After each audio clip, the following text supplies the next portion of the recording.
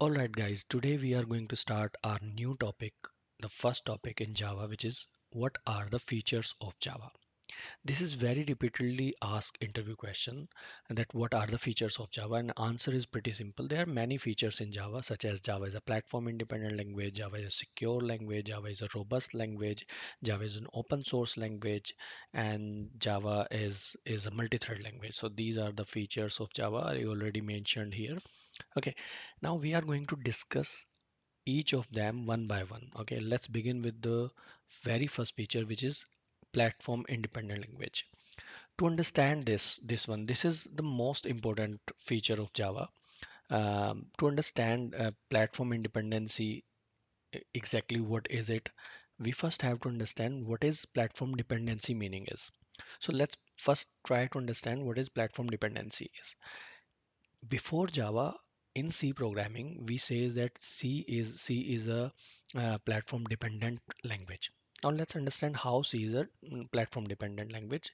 Let's try to understand the compilation architecture of C program.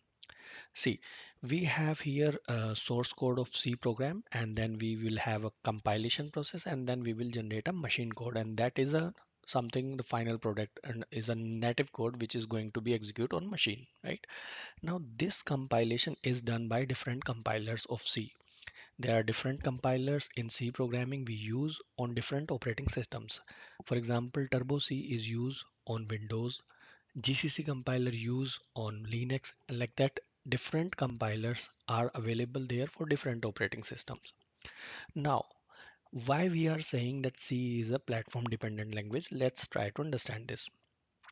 In C programming, whenever you are developing the application, and whatever the environment you are using, whatever the compiler you are using, you have to make sure that whatever you are going to be develop, like for example the machine code you are going to be develop, that should be runnable on the target operating system, that should be executable on your client machine. So for example, your client is going to use Windows operating system, then you have to make sure that you are going to develop the application on Windows operating system only.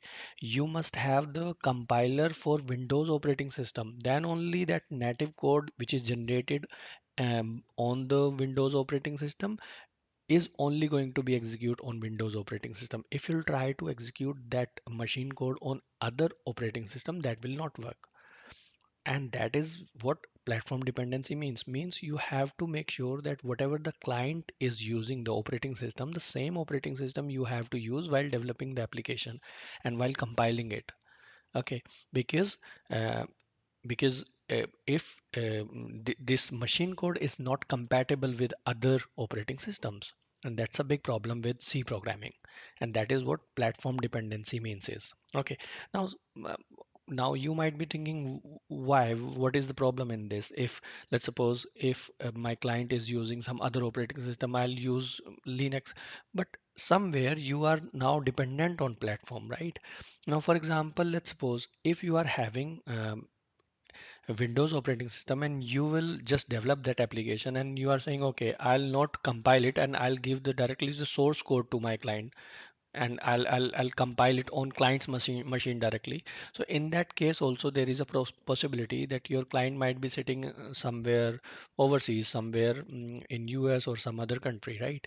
And you might not be interested to deliver, or you don't have that commitment that you are going to share the source code of the application. You might be want to just share the final product. In that case, you will be in a trouble because you don't have any other option. You must have to then change the operating system. You have to make sure that same operating system you will use, and then only you will be compile the project, and then you will be able to share the native code with the client. And that is what platform dependency means exactly. Now we will going to understand how Java get rid of it and how Java basically overcome this problem. To understand platform independency with Java, you have to understand the compilation and execution process of a Java program. In general, you will write a Java program, and the extension of a Java program is obviously .java, and then you will use a Java compiler, Java C compiler we call it. after compilation you will get a bytecode, which is also known as class file. Okay, that bytecode is independent to the operating system. You can generate that bytecode on any operating system. Means this compiler is going to work irrespective of operating system on which you are basically compiling the code. This bytecode is going to be same in on every operating system. So you just need to write the Java code on any operating system, compile it, and then generate this bytecode. Now, this bytecode is completely encrypted format. Means if you are basically sharing this directly to the client, will not be able to understand because this is not readable format. Okay. Now, after generating this bytecode, you can take that bytecode to the target operating system, to the client operating system, and then you can use that appropriate JRE, which is used to their to your client machine. You can use their JRE, and then you can generate the native code and execute the application basically.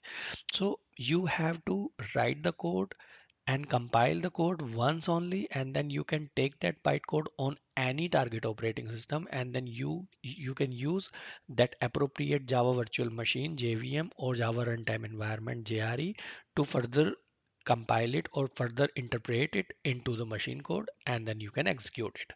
So in that way, Java is a platform independent language because you are now not basically dependent on your target operating system. You are not dependent, or you are not thinking about your client's machine. You are just developing the application irrespective of what will be the target operating system, what is your client's machine using, or what is the environment on your client machine. You are not thinking about it. You are just writing the code, compiling it, generating the bytecode, and then take it to any operating system and can run it. So in that way, Java is a platform independent language. I believe everyone understand this. And this is about platform independency means is.